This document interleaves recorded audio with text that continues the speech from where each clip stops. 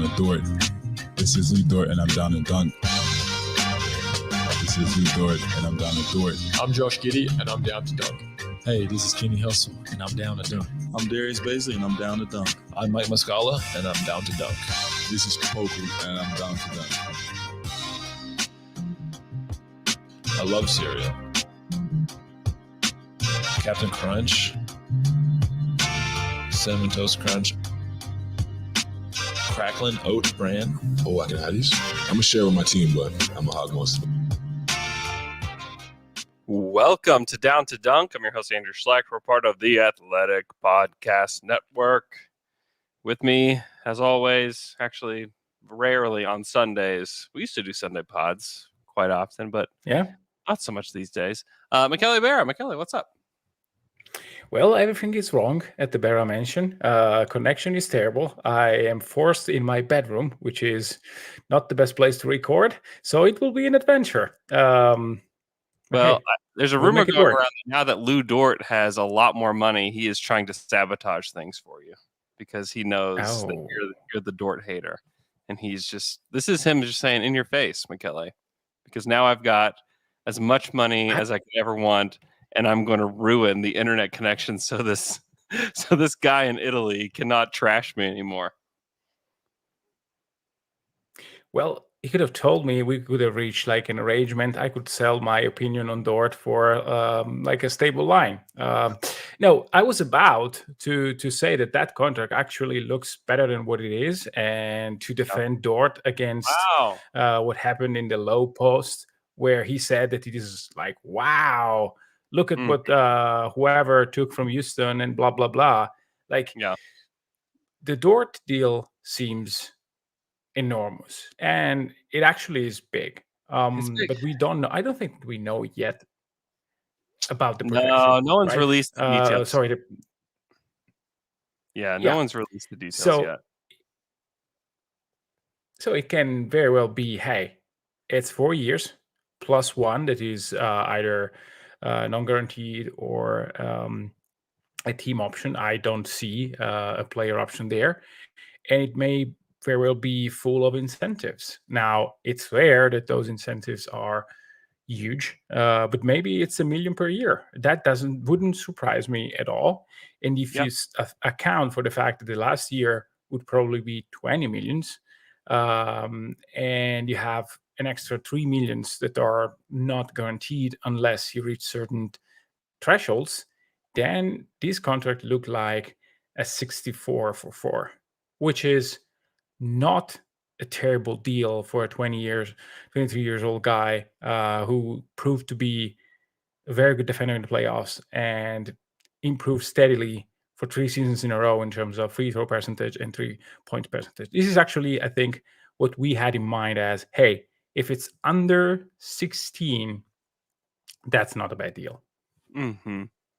Yeah, I think it's fine. I don't think it's a value contract for Dort. If you want to view it as an overpay, I can understand why you would think it is, especially if it's just like straight 5 years, $87.5 million. Yeah, that's probably an overpay. We don't know the contract details yet. Once those come through, I think we'll have a clearer picture as to if it makes it look better or worse or whatever. It's a fine deal for Lou Dort. To me, he's a guy who's proven he can be a rotation player in the playoffs. It's great. If you lock him up, there's a chance that this contract looks pretty good in a few years, especially with the rising cap. And then if Dort improves from here, it's great. If he doesn't improve from here, it's a fine deal. He's probably slightly overpaid. It's still a flippable deal. You know, that to me is kind of how I view it. It's a fine deal. There's nothing to be fired up about on either side, in my opinion. So it's fine. I don't know. I can't act like it's the greatest deal ever. I also think that I want Lou Dort around anyways, and giving him a 5-year deal. Once we get to that 4th or 5th year, I think that's where you're going to see the value of the contract if Lou Dort continues to improve. Also, the way they've lined this up is the current rookies will be getting their new contract extensions right before Lou's last year of this deal, which may or may not be an option year. And that could be pretty important, depending on where they are in the life cycle of the team. If two of these guys pop from this class and they're going to have to pay them a lot, to have Lou on a mid-tier, low to mid-tier contract in that 5th year could be pretty important to where this team is at in that year in particular. We're talking about 5 years, 5 seasons from now, that it really could be. It's just an interesting time to have a player on an expiring contract who will likely be in your playoff rotation moving into that season where you're going to have to start paying guys. Because a lot of people, when they think about cap space, they think about, signing free agents and bringing people in.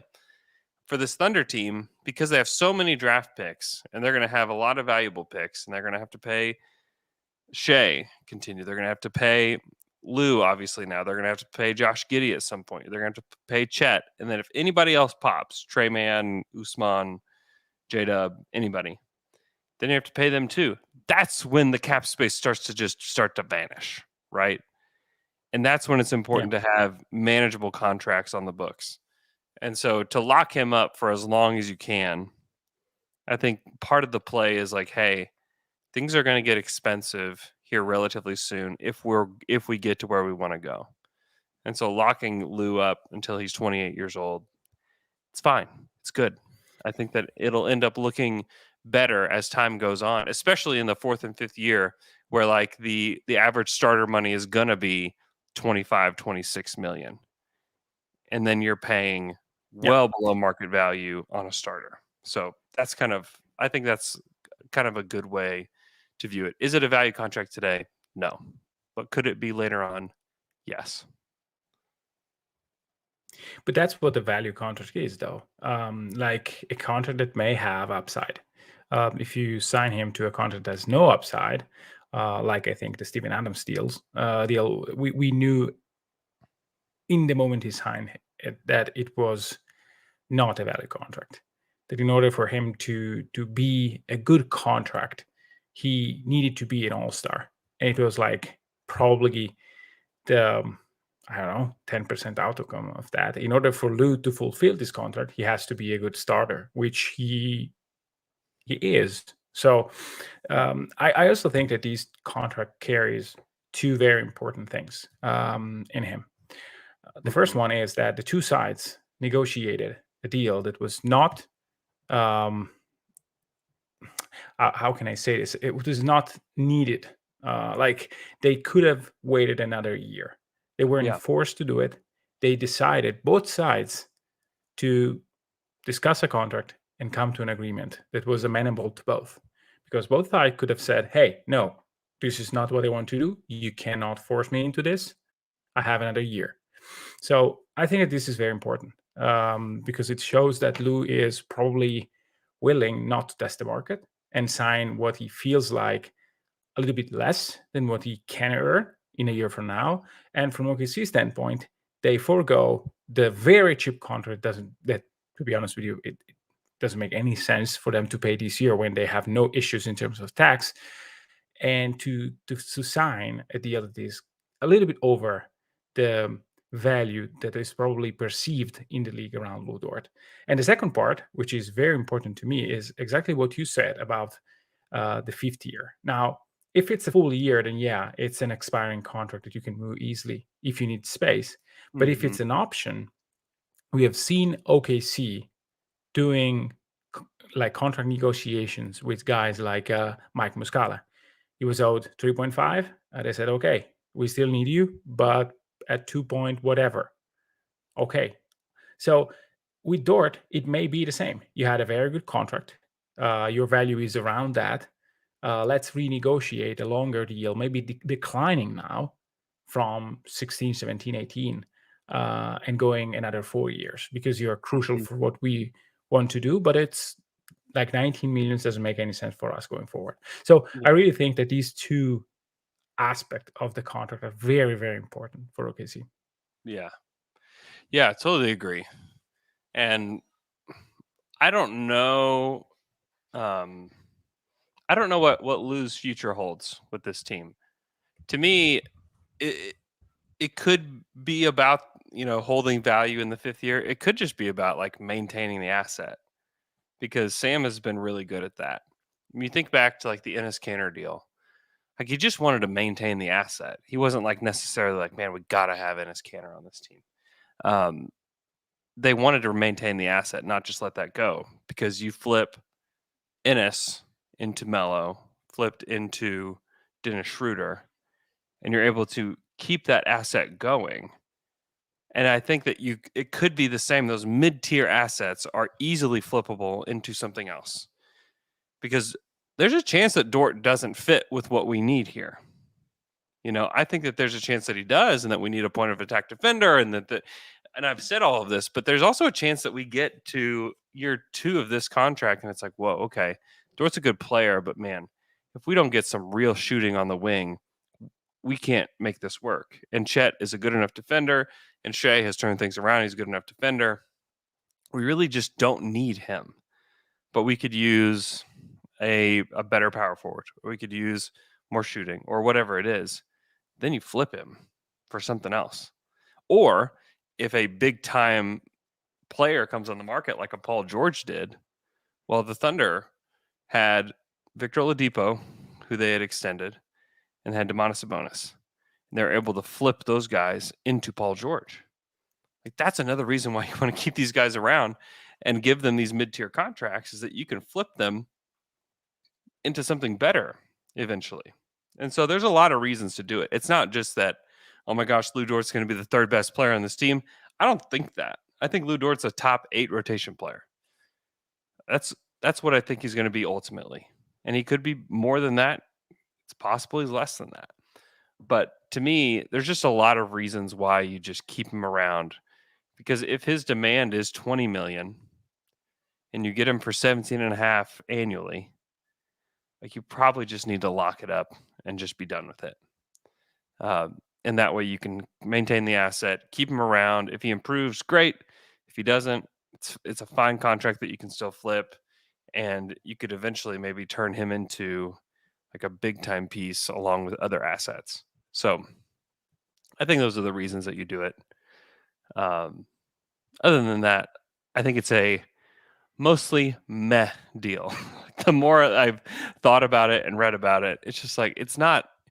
I don't think any Thunder fan is like parading around saying like, "Oh, this is such a great deal! What a great deal!"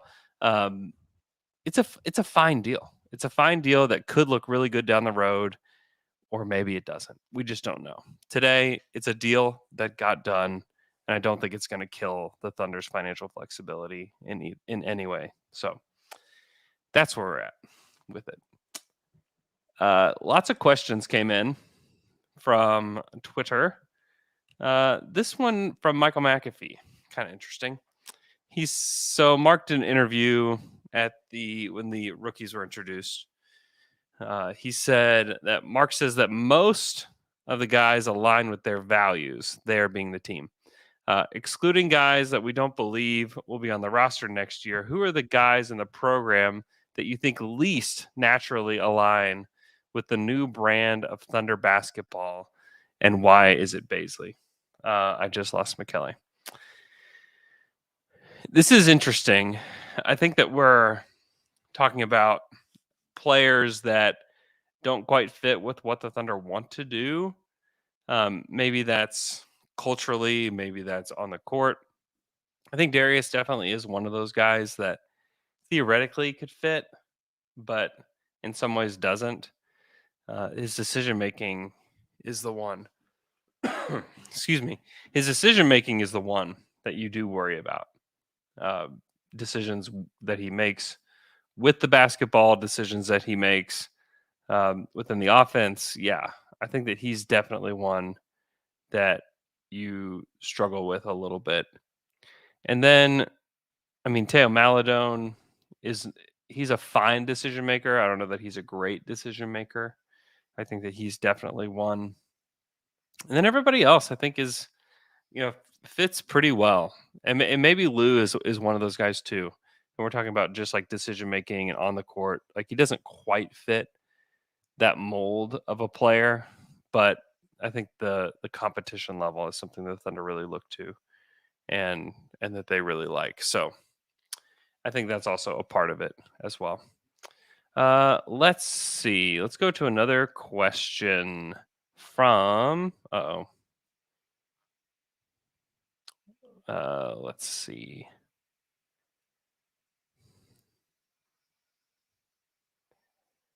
At Simon Eat Dog. He says, Alex mentioned that report of the Suns organization not prioritizing the draft and having minimal scouting department. Knowing the Thunder have a heavy emphasis in the draft, do you have any inside knowledge to the depth of scouting, the scouting department, structure, personnel, etc.? I don't know specifics.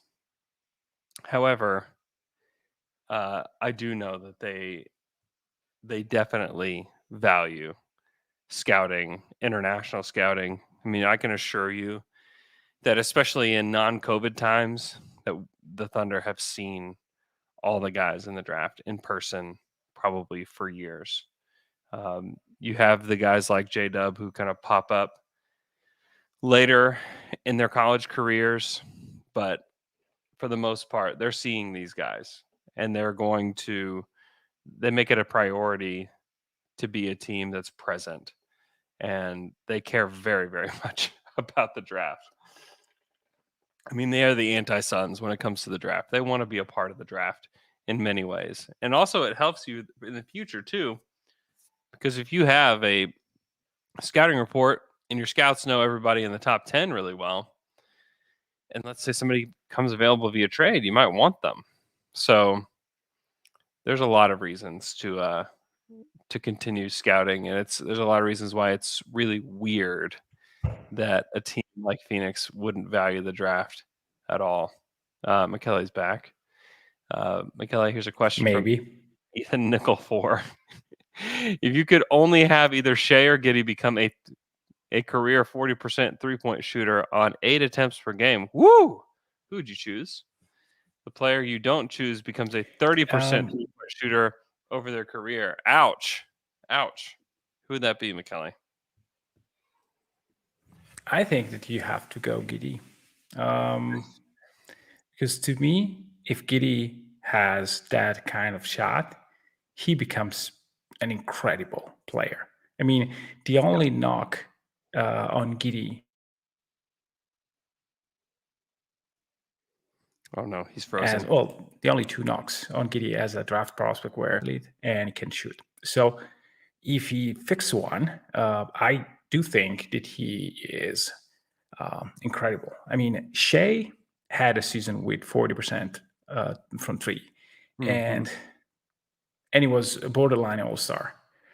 But for some reason, I see Giddey as having a little bit more of upside if everything pans out, just because he's 6'8", with something that nobody in the league has besides like 5 players probably, which is an elite passing vision. So if he really shots 40% from 3, then he is really tall version of Jason Kidd, which is an unbelievable player.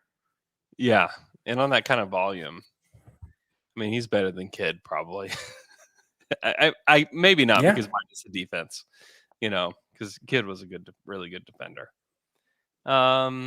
Yeah, but Kidd was a good positional defender as well. It's not like a guy who could like really slide with super quick guards. He was a good defender even when he was 40 because he knew where to be, and I think that Josh will achieve that. Mm-hmm. Benelphin King wants to know if the Thunder made a mistake passing on Keegan Murray at 2. Yeah, of course. Why not? Like, why not having?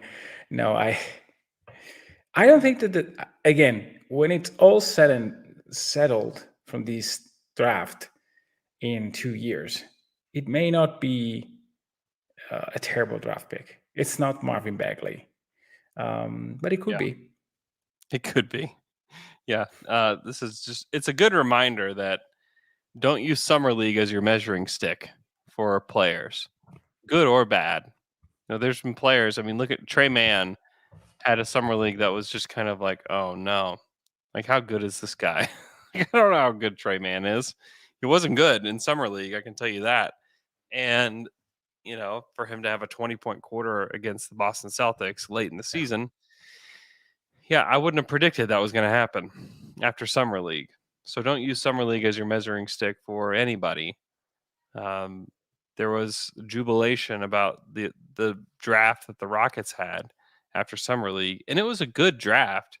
But after like taking another look at it, you're like, yeah, it was okay. Like it was pretty good. Like getting Jalen Green was good. Everything else is kind of like, I don't know. But during summer league, everybody was just falling over themselves.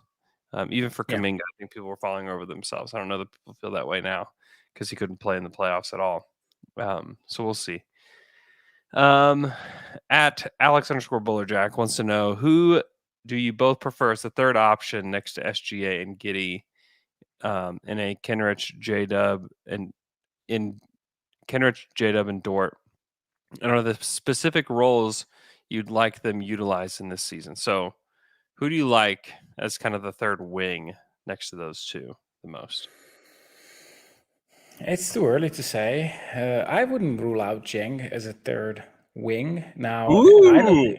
Okay. Yeah, I again, I wouldn't rule him out as a wing, not as a wing that will be better than the other two this year. I don't think that will be the case. But Jeng is really a wing. We don't need to think about him as a power forward necessarily. He's more a guard than a power forward today. I'm quite convinced of that. He was playing the two guard basically in NBL. But I love Kenrich. You know that I do. I mean, he is perfect for that role, especially if his 3-point shooting improves a little bit from last season. He was down from the year before. So Kenrich Williams that has like a 37% 3-point percentage from the corner, which is not unattainable, is a very good player that I want as a wing. Now, I don't think that he will start, but I wouldn't be opposed to that. Yeah, I don't know who I would probably want to see J-Dub in this role the most, just because he is such a multi-skilled offensive player compared to the other two.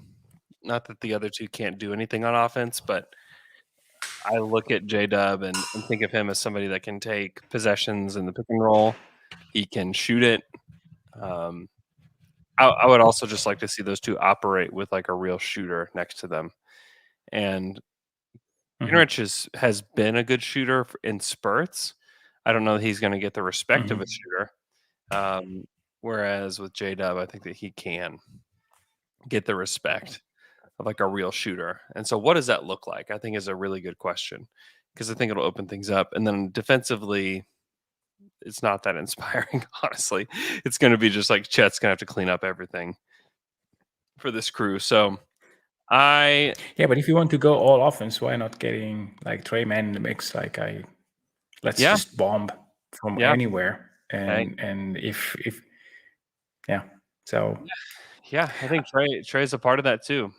I think Trey should be in that mix as well. He's going to get forgotten in a lot of these discussions just because he's not the new shiny toy. Like Dort's got his new deal. We have this new guard to play around with. Like Kenrich has the lunch lady hair. Don't forget about Trey. Trey's an interesting piece to all of this. Let's see. Yeah, I think so. At Michael McAfee, does Dort's contract number suggest that he will be the starter for the foreseeable future? For me, it's hard to see paying him that much more and come off the bench unless Jang or Jalen really pops. I don't think that it means that he's the starter for the foreseeable future. No. That number is actually below the level of the average starter now. And it takes a while to like recalibrate our brains to like what an average starter gets paid. And from what I've heard, this is below that now. So I don't think that they're married to any situation, honestly, with regards to starting or who's coming off the bench or whatever. I think that it remains to be seen. Will he start this season? Yeah, I think he will. Will he be the starter next season? I don't know. Will he be on the team next year? I don't know. I don't think that a number commits you to a certain level of whatever. Ennis never started, and he made a lot of money for a big man coming off the bench back then. So I think you can bring him off the bench if you need to. Just like the Celtics bring Marcus Smart off the bench as a guy who comes in and defends and will take shots. And I think that role has worked for them.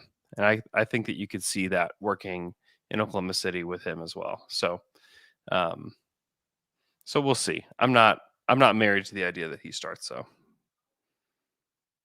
Michele looks like he's deep in thought, but he is frozen. We're having extreme internet issues with Michele today.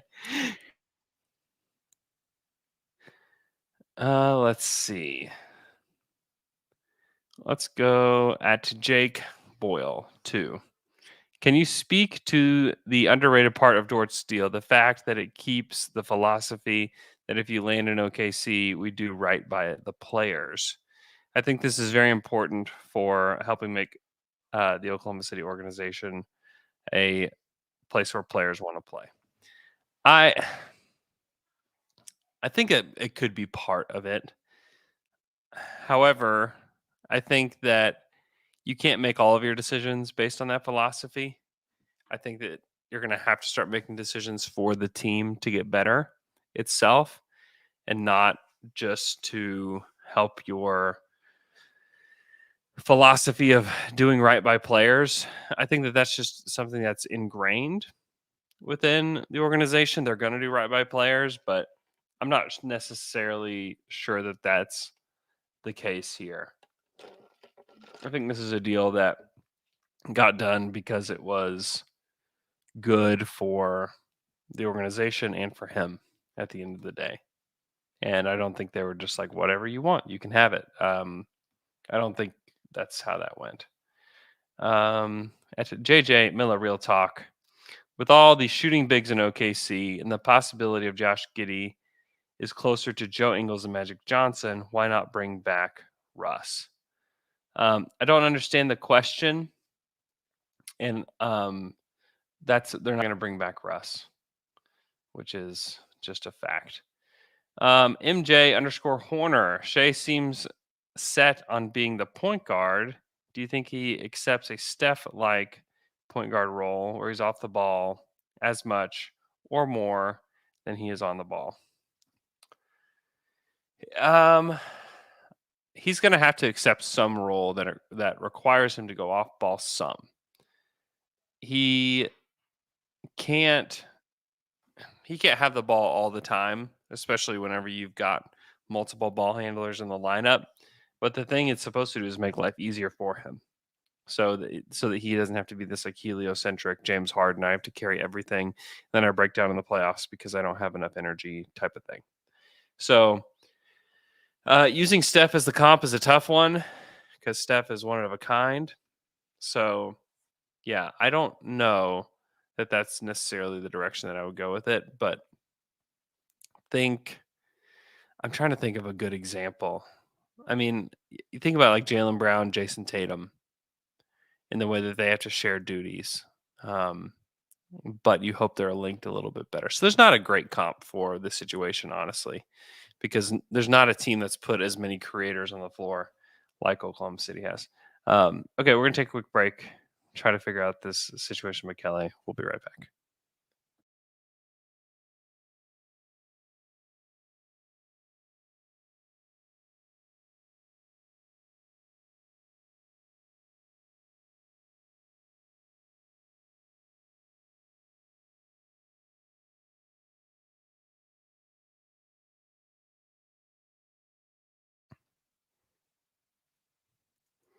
And we're back after that quick break. At JD_Brown, for each rookie, what's the most important thing that you hope to see during Summer League? Good question. For Chet, I mean, he's the number 2 pick. There's some pretty high expectations for a guy like that coming into summer league. So for Chet, you just want him to kind of hold up against the good competition of the summer league, and just hope that he doesn't get yammed on every single game, which I don't think he will. But I think that you hope to see like 10 points or more per game, getting a couple blocks here and there, showing some stuff in transition. I think those are definitely things that you want to see from him. With J-Dub, I think you want him to shoot the ball well. I think you want to see him playing in the pick and roll with a guy like Chet and kind of seeing how he handles that. You know, he really outperformed his peers at the combine. And so you kind of want to see more of that. Usman Jang, I have like zero expectations. You know, I don't know what to expect from him. I hope to see him play hard and play good on defense and maybe try to draw some fouls from the dribble a little bit, and then we'll see. I don't expect big things from him.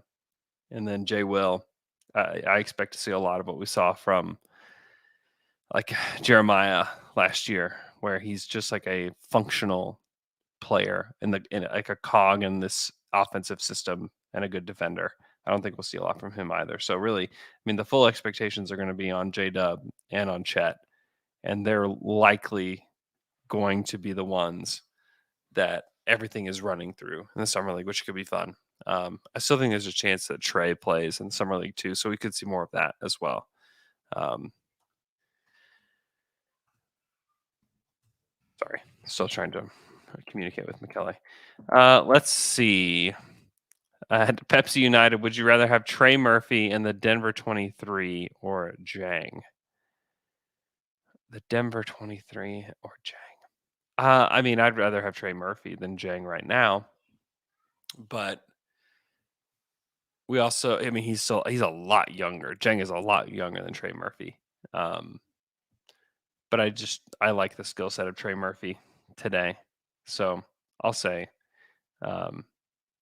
Trey Murphy in the Denver 23 at this point is probably what I'd rather have, but who knows? It's probably unfair to Jang to say that. I think that he's obviously somebody that was well sought after in the draft, and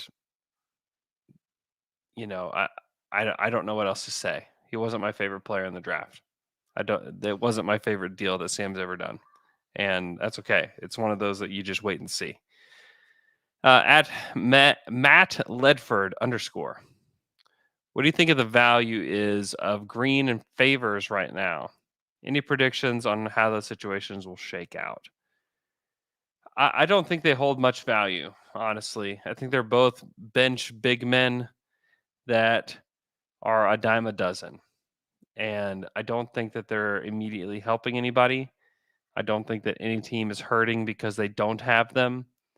So I think the most likely outcome is that they probably get some kind of buyout, and then they can go choose their team toward the end of free agency. That would be my guess. There's a chance they get traded. Yes, there is. Are they going to bring back something that's significant? No. So I would still lean toward buyout. And then there's a possibility of a trade. A trade would be much easier, especially if you can make a 2 or 3 for 1 trade. It would just make the life of the Thunder general manager a little easier if that were possible. So that's kind of what I think. At Michael on sports, I know it's not always the best reflection of talent, but what are you hoping to see from the rookies and Giddey, Trey, and Poku in summer league? So we discussed the rookies already. Giddey, Trey, and Poku are interesting. Very interesting. We will see them starting Tuesday night. They play in the Utah Summer League. They play Tuesday, Wednesday, Thursday. Alex and I will have a little recap of them. You expect to see improvement for all of those guys. I think it's important to see improvement, especially from Giddey on his jumper. I think Trey and his overall aggressiveness, I think, is something that you want to see. And then Poku, oh man, like Poku just needs to give us some kind of consistent play where you don't watch him and think, oh my goodness, Does he need to go back to the G League? Like, he needs to show himself as a rotation player. That's what I want to see from him. McKelly, what do you want to see from Giddey, Trey, and Poku in Summer League? Oh, this is a very interesting question.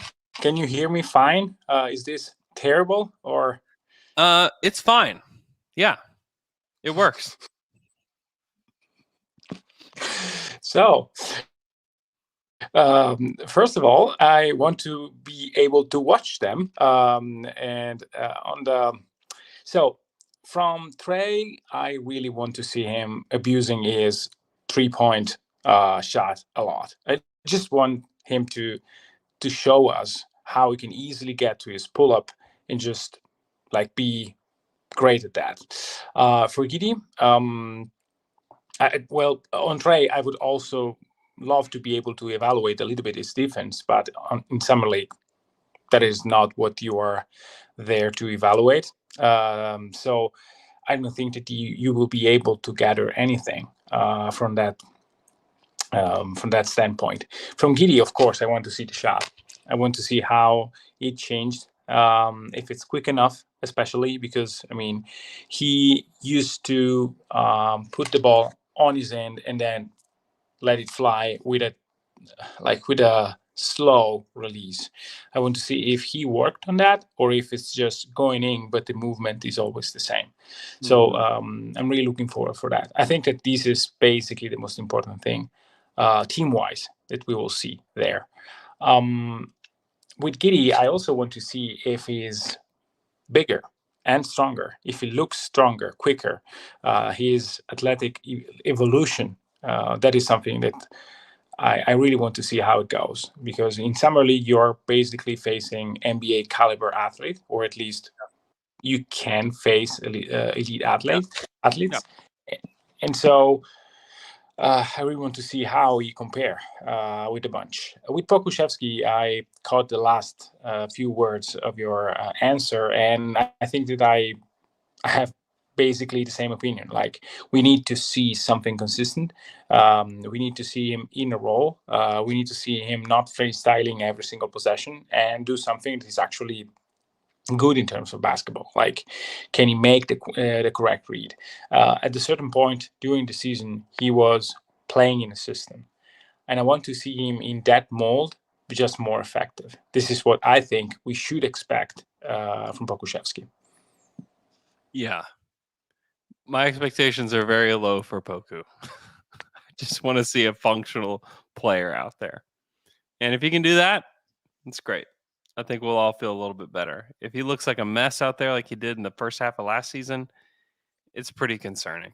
It'll be pretty concerning. Mendenhall 10. Why is Usman Jang not a playmaking Darius Baisley? I think the hope with Jang, and it's like, playmaking is such an interesting word because it implies a lot of things about a player and a lot of things that make Darius different from Jang. Because in order to be a playmaker, you have to see the court in a certain way and you have to play the game in a certain way. And that distinction is a huge one, by the way. Like, a playmaking Darius Baisley is a giant distinction.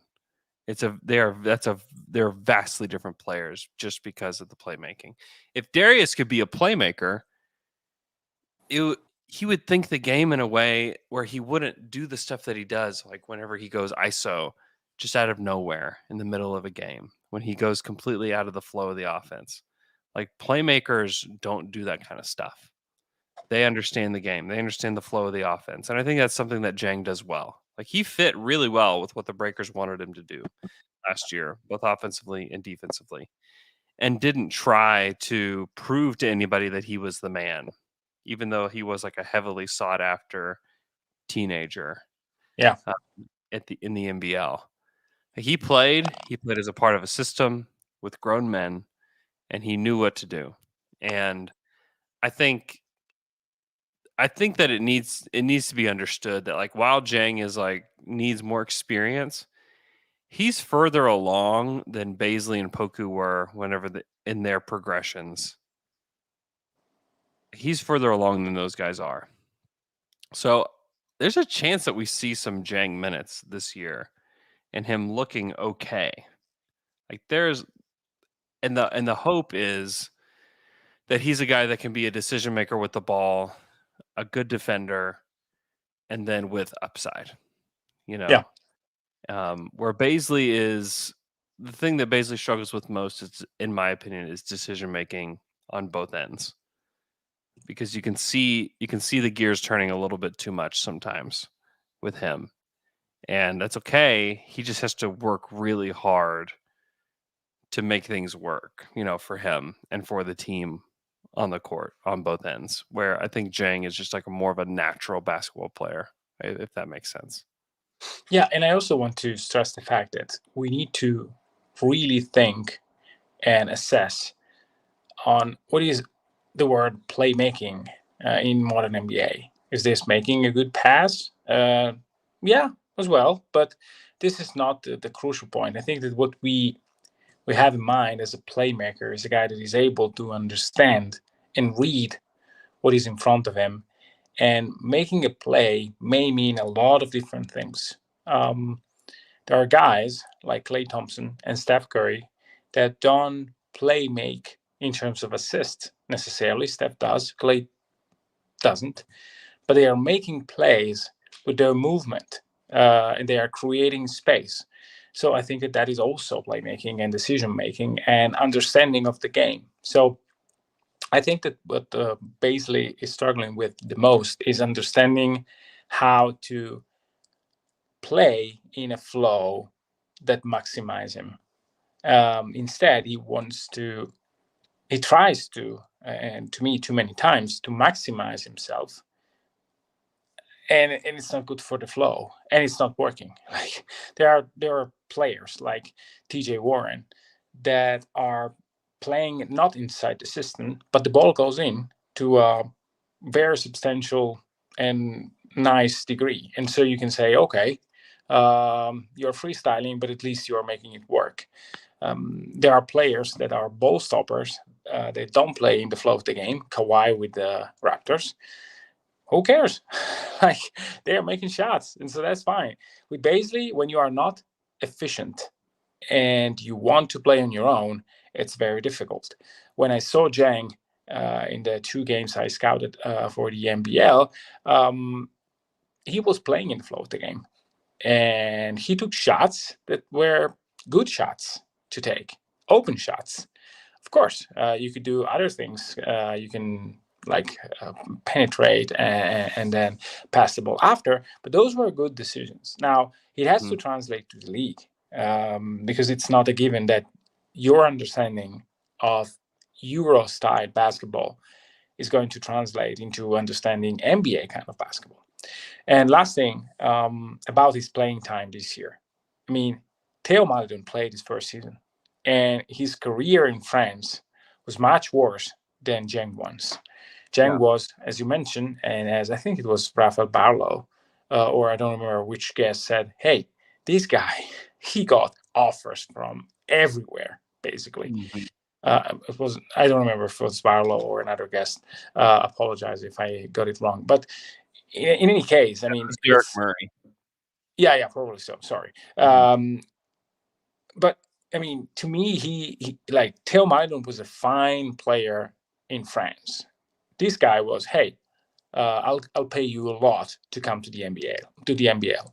So I think that we should expect playing time for him. Yeah, and one of his calling cards was defense. Yeah, in the NBL too. He is a pretty good on-ball defender. He's not the greatest athlete, but he makes up for it with his length and his just general basketball IQ. So yeah, if you're excited about Baisley swatting three-point shots, I mean, Jen can do that as well. I mean, I've saw him like swatting pull-up jumpers away just because he's quite long and he reaches quite far and he's in a good position. Now, the thing, and then I'll allow you to answer the next question, to read the next question. I really love the fact that he transforms a little bit defensively. On offense, he's not physical. On defense, he's really physical. So I really want to see that. I'm not again, I'm not projecting anything because we have to admit we don't know how he will project in the league. I mean, you have ideas, but I love the fact that in defense he was, hey, I'm here, I'm aggressive, and I'm very, very aware of everything that is going on around me. Mm-hmm. This is a question from Sean Cargill. He says, "Do you think the new two-way signing was just to see how he does in the summer league?" The Thunder signed guard Eugene Amayori. That's probably not right. They signed him yesterday. He was played in the G League last year, 15, 6, and 3 for the G League. He's 6'7". He's 25-year-old player. Played 4 years in college. 3 of those are at Rutgers, and then has been in the G League. Originally from Nigeria. I know little to nothing about him. He's thick daddy. I do know that. He's a big dog. It's not a summer league thing because you can sign somebody to your summer league roster without giving them a contract. So I don't think it's necessarily that. I think obviously they have more interest in him than just that. So that I don't know. It remains to be seen. They have signed a lot of guys to these two-way spots and just cut them loose. So I wouldn't read too much into it. I think they do have a level of interest in him. The level of interest is two-way interest, and that's it. I just think they saw the way he performed in the G League, thought, okay, maybe this could work. Maybe he could be a Kenrich Williams type of wing for us. If it works out, great. You have another one. If it doesn't, cut him loose. I don't think this is about summer league though. He'll probably play on the summer league team, but they're going to bring several players in on the summer league team that you've never heard of. Just like they brought Eugene in yesterday, and we'd never heard of him. So I do think that there is it's a notch above summer league interest. Yeah, or it may be just summer league interest with other teams being interested, and so you have the two-way, and you say, "Hey, I really want to see him in my system." Right. So they may. I'm not contradicting what you say. I just think that, hey, it might be that he's going to be cut anyway after summer league because it's given that he stays here past summer league. But maybe this is a way to say, hey, we really want to test him out and not just watching him on another G League team. Maybe he has offers and his agent played that card, say, hey, you want my guy? It's going to be a two-way, at least for the summer. And as a team, you say, okay, or maybe it's a Paul Watson thing that end up really poorly, but these things are okay if they end up poorly because you've missed out for half of the season of Lindsey Water. Okay. Yeah.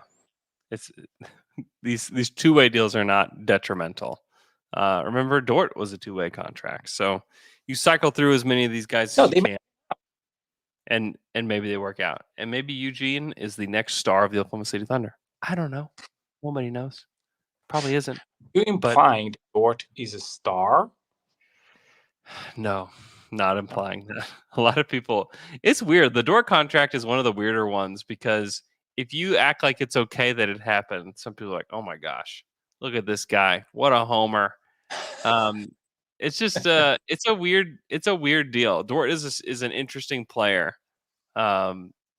because you can get. It's a hell of a player.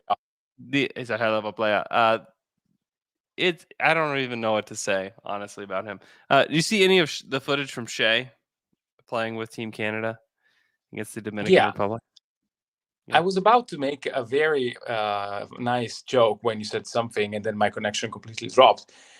It basically took one game of Shai with that jersey to say, "Hey, he's going to Toronto." Right. Exactly. It may happen. It may very well happen. He may love that.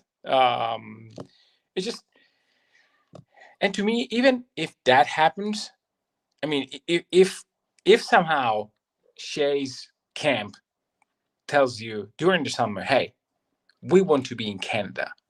Yeah. I mean, it's not the end of the world for Presti because it's going to be way more easy to win 19 games without Shea. Just for fun, what's the base level for you from Toronto? The base package that you would say, I mean, you start with Barnes, right? of course.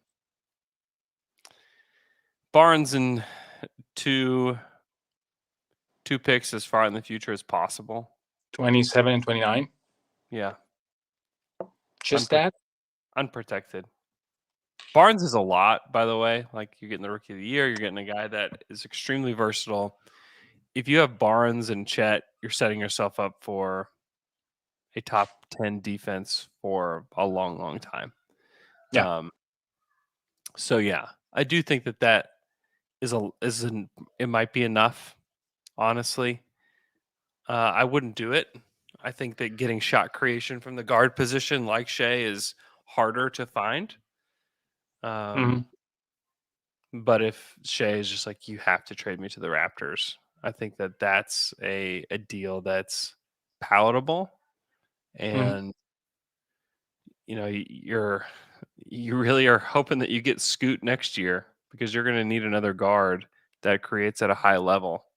Or you can play 4 guys that are 6'10" and above.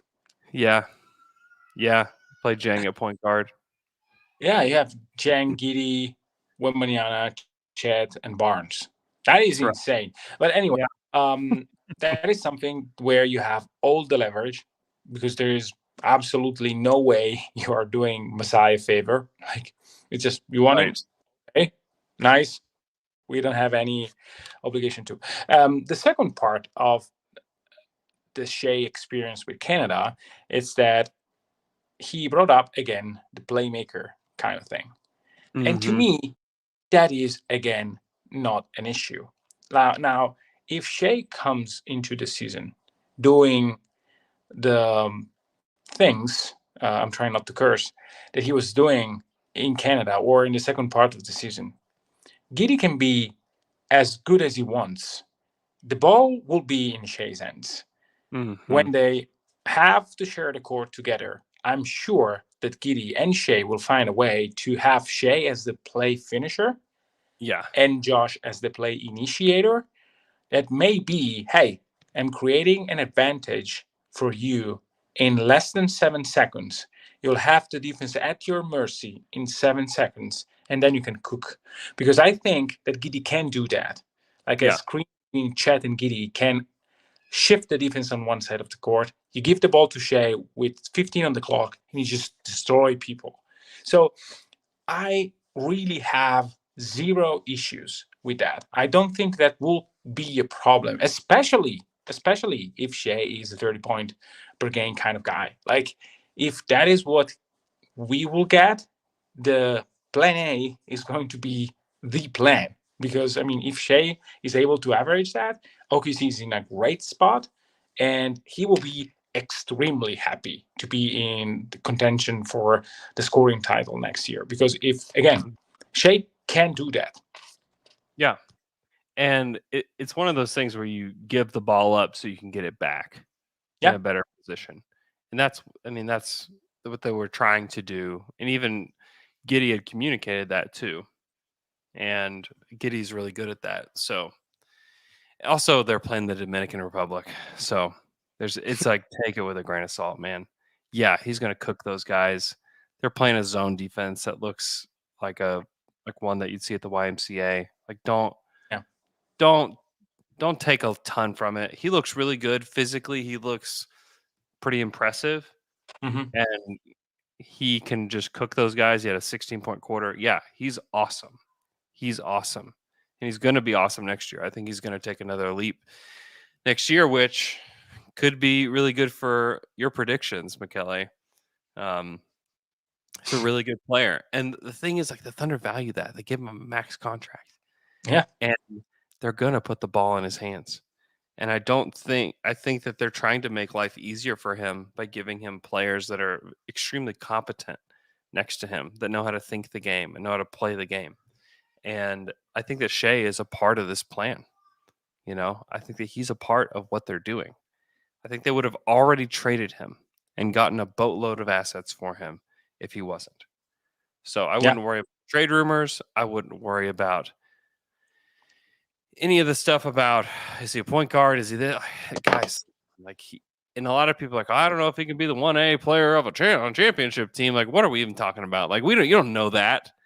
He's still a really young player and hasn't been optimized yet and hasn't had great teammates yet when he's been at this level. So give it time before you decide at home, sitting on your couch, that Shai Gilgeous-Alexander isn't the number one guy on a championship team. You don't know that. I don't know that. We have a lot to learn about who Shai's going to be with this crew and what it looks like. And this is still in some ways step one, because we are now getting another blue chip prospect in here that's going to change the face of everything that they've ever done here as long as Shai's been here. Yeah. And can we say something? Because I think that this is 1A on a championship team is BS argument on any level about any player. Like, there are literally 5 guys to me that are A1 on a championship team and are the guys that actually did it. I remember hearing, hey, Dame Lillard can be the first option on a championship team. Okay, maybe. He wasn't. He isn't. James Harden wasn't a number 1 option. Yeah. No number 2 option. Joel Embiid is not. Like, of course he can be. Of course it can happen.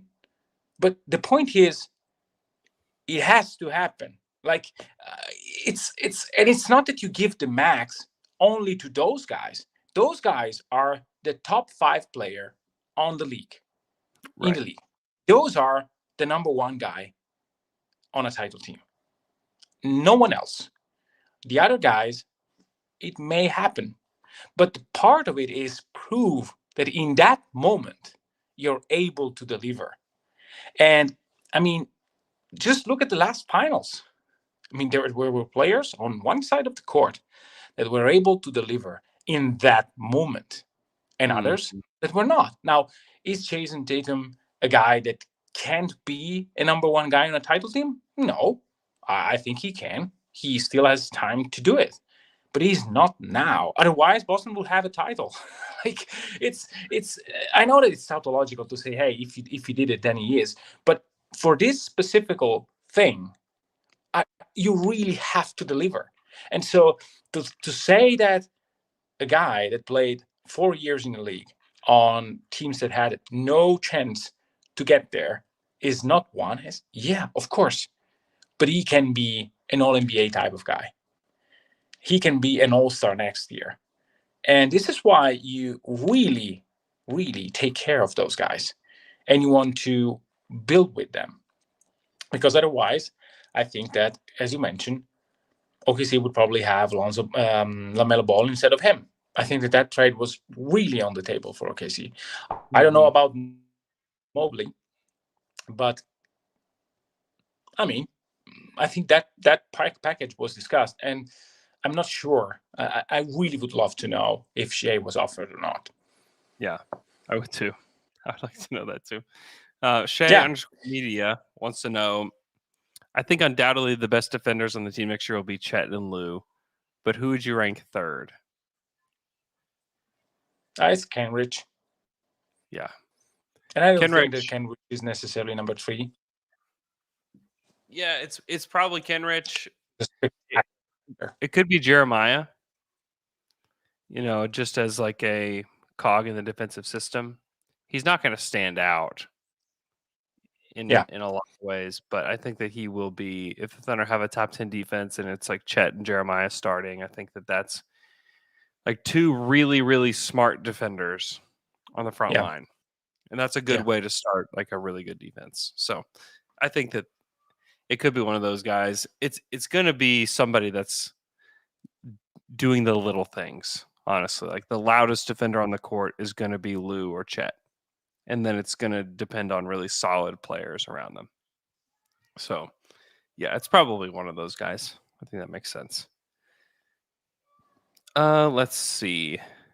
OKC Skittles. Who is more valuable to OKC as of today, Chet or Shai? In terms of play, I think it's Shai, and it's not particularly close. In terms of value, I think that Shai is probably a little bit higher, but not too much. Mm-hmm. Like Chet is number 1 or number 2 in most of the boards, and a guaranteed top 2 pick has immense value. Like, it doesn't get you Durant necessarily, but I think that if Chet was on the market for KD, he wouldn't come last as, hey, we need someone. Like, I don't know. It's very. It depends also the receiving team. Like, for some team, Chet may be more valuable. For San Antonio, I think that Chet will be extremely more valuable than Shai, because it allows them to be in rebuilding mode for a little bit longer. So I don't think that you can trade Chet to the Spurs, but you can't do that with Shai. For Toronto, probably Shai. For a team that wants to win tomorrow, it's surely Shai. Mm-hmm. Yeah. They're both extremely valuable. Like, if you were to put either of them on the trade market tomorrow, which you wouldn't, I think you could get a lot for both of them. But Shai's proven a lot in this league already. So yeah, I think it's Shai, but Chet has the ceiling to be the guy. You know, he's got. Shai will do multiple picks. Yeah, no doubt. Okay, we're going to stop there. Be sure to subscribe to our YouTube channel. We're getting close to 3,000 subscribers. Would love to have you guys join us on YouTube if you are just listening to this on the podcast only feed. Hope you guys are doing well.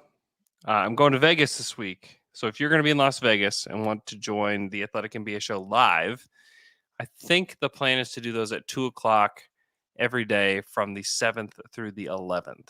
So if you are available to come join us on the concourse of the Thomas and Mack, we will be there. So come hang out with us. Would love to see you. Especially Thunder fans. I would love to talk to any of you guys. It's going to be a really fun summer league for Thunder fans. So would love to see you guys there. Hope you guys have a great week. Happy 4th of July. And we will talk to you guys again on Wednesday.